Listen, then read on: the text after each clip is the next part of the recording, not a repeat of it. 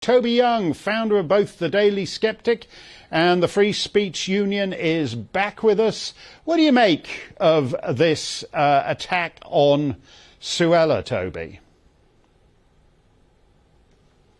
Very disappointing, Mark, and I'm praying that Rishi Sunak doesn't do the bidding of all those people calling for him to sack Suella.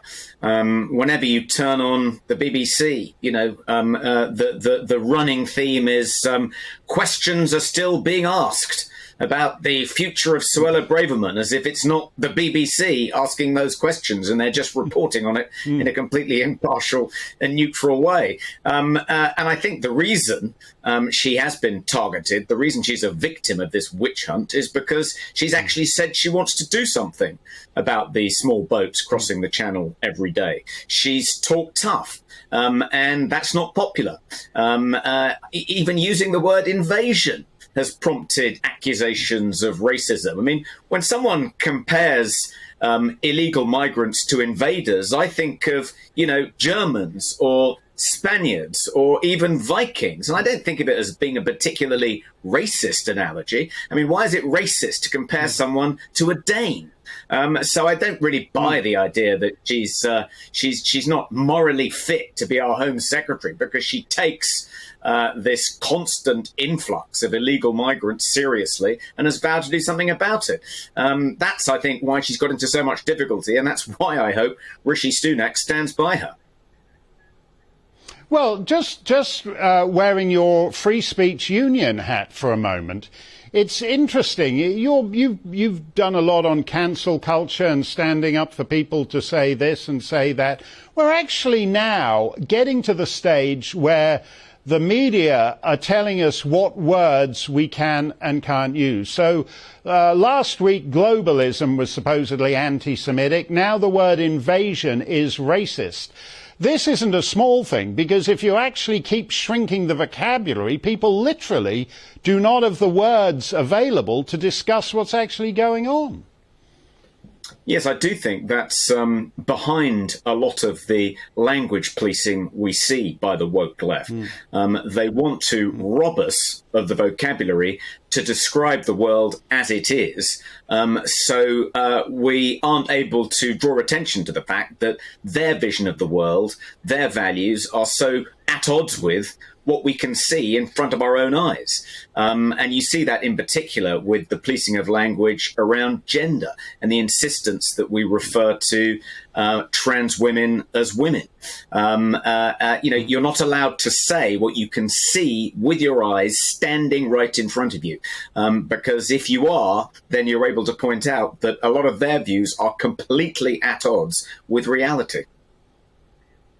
Well, reality here is getting more and more visible. I mean, there's apparently some plan somewhere in the Home Office for building tent cities of these Albanian asylum seekers in the central London parks, in Hyde Park and Green Park. The royal parks of London are going to become encampments. At that point, the British people are being asked who you're going to believe, me or your lying eyes. I mean, this is a bedrock issue for Tory voters, and it is bizarre the way no Tory ministry has actually been prepared to take it on and solve the problem.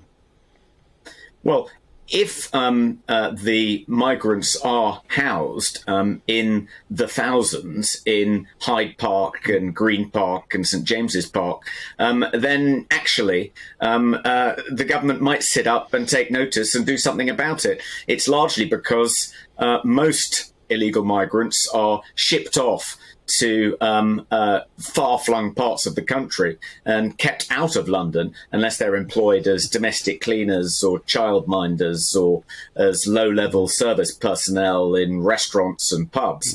You know, and so they're out of sight for the most part. I think if they were housed in a tent city in some of our beautiful royal parks, I think finally something might actually be done. So that might be. They do penetrate deep into. I mean, I saw some communication today from a fellow in Worcester, which is a long way from the southern shore, saying there's some nice country house hotel in Worcestershire which is now full of migrants. I mean, people regard this as a betrayal. People who voted for Brexit didn't vote for Brexit with open borders, Toby. The Tory party surely needs to get real on that. No, they voted on the understanding that voting for Brexit would enable us to take back control of, among other things, our borders. And the Conservative Party have singularly failed to deliver on that promise. It was a promise in the 2019 Conservative manifesto. They were going to reduce immigration. David Cameron, even before Brexit, said he wanted to bring annual net migration down to tens of thousands, a target he never even got close to achieving. And Suella Braverman is being targeted because she's practically the only member of the cabinet who says, I take this manifesto pledge seriously. I think we should deliver on what we promised to do and what people voted for us to do. And that, for some reason, is very unpopular, not just with The Guardian and the BBC, but also with some members of the Parliamentary Conservative Party. It's shocking.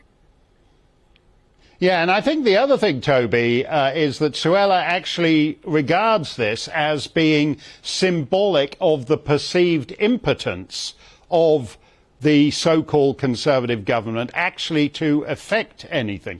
You can't go around telling people, vote for us, we're impotent. That, at a certain point, particularly fourth time round in the cycle, that ceases to have any kind of appeal. Toby Young, thank you very much. We appreciate your view, as always. It's always great to see you.